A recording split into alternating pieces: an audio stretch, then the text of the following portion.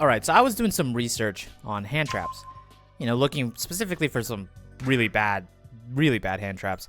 And I found a rant on a Yu-Gi-Oh forum, cardmaker.net, by RJ Cardmaker back in 2013. The title of the post, Hand Traps Need to Be Destroyed, a rant on hand traps. This guy basically wrote his own YouTube video, and he just posted it on a forum back in 2013. This guy's a visionary, okay? He says, "Hello, I am a fan of this game. However, if there's one thing I really hate in a game where I invest my time and money into its cheap cards that give cheap wins, one thing I really learned to hate in this game is the hand trap. But hey, let's look at the first one." So already, you know, we got that classic YouTube rant transition.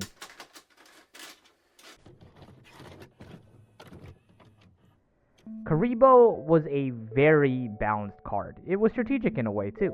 While he didn't negate an attack, he stopped the damage from the hand. The battle phase still continued, and you had to decide when to use it.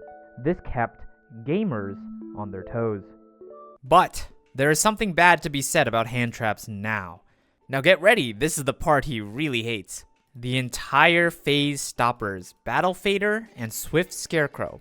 Now I understand the need to stop OTKs, but wouldn't it be best to meet a specific requirement like, if your opponent's monsters whose attack total equals 8,000. Now where have I heard that before? Where have I heard crazy restrictions like that? My main problem with these cards is that for the most part, they are dead draws.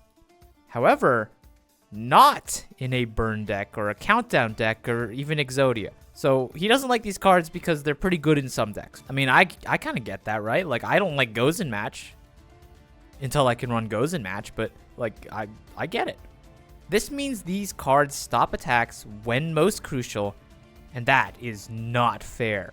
These cards have the ability to stop an entire phase because you attack them while they left themselves wide open. If there are no cards on the field, I have the incentive to attack. Hand traps promote bad gameplay. Now, maybe it's just me, but I always felt playing so that you don't get your keys, your car, and your house stolen by a Nibiru was a pretty neat part of dueling.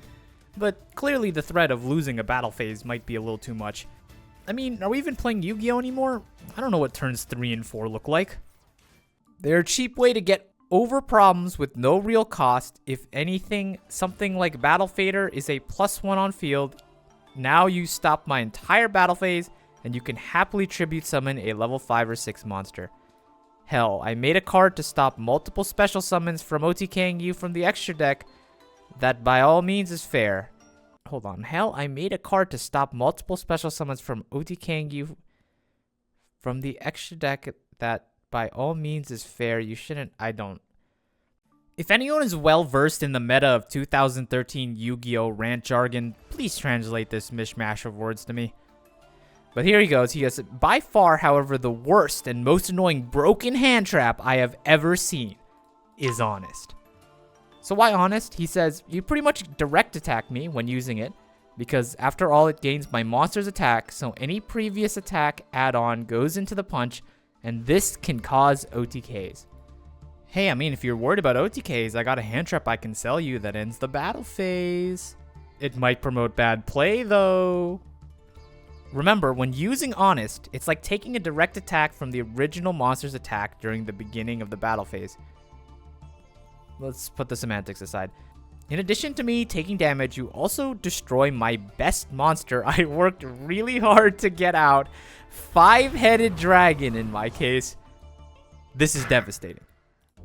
It works on both players' turns. If at a moment I don't have a back row but a stronger monster, you can go crazy with Honest. But it's even worse and more derpy on my turn if you have no set cards in the back row as a result of me destroying them by waiting and saving spell destruction. I remove both traps you have. Both Mirror Forces, by the way. I know you're playing Mirror Force. I should be in the clear to attack you. After all, I waited to use them for a time like this, and I damn sure will attack you. I may never get the chance to do it again, so I must do it. If I as much as see 4 counters on your final countdown, I might undergo cardiac arrest. It's called playing the game correctly, and there should never be an unseen card to punish you for playing the game correctly. The point of traps is for me to act appropriately to remove them. This is something that comes up a lot. Hand traps are stupid. The whole fucking point of the game is you put down a trap card. Like, what's the point of a trap card? There's one place for the trap cards. Just keep it to that. Someone says, hey, I don't understand hand traps because the whole point of a trap is that you gotta lay the trap down. Well, to that I say, what is a shotgun door? You can't see all traps coming before they show up. It just doesn't work like that. Every card could be a hand trap, and every door could have a shotgun. He goes on to say, if I can't see honest, negate honest, or get around him on my turn, doesn't that sound broken? Why is it fair for me to lose a monster? Honest makes dueling light decks a nightmare because it simply sends itself to the grave with a monster reincarnation. It can be added right back to hand. It just hit me what that meant. There are also other hand traps, but they all do the same. They punish the player for attacking or for playing the game correctly. I like how he just hand waves vaguely other hand traps. Like, he thinks attacking to a battle fader is bad. Wait till he runs into a Gores. The whole concept of the trap is to be set on the field to give me a warning not to attack. Once I clear that obstacle, I should not be stopped by the hand. That is bad play and a really stupid game mechanic. So yes, I am all for banning every hand trap, except Karibo for some reason. While on the subject, while technically not a hand trap, Necrogardna needs to go as well. His whole concept is a negation of an attack from the grave. That's known information.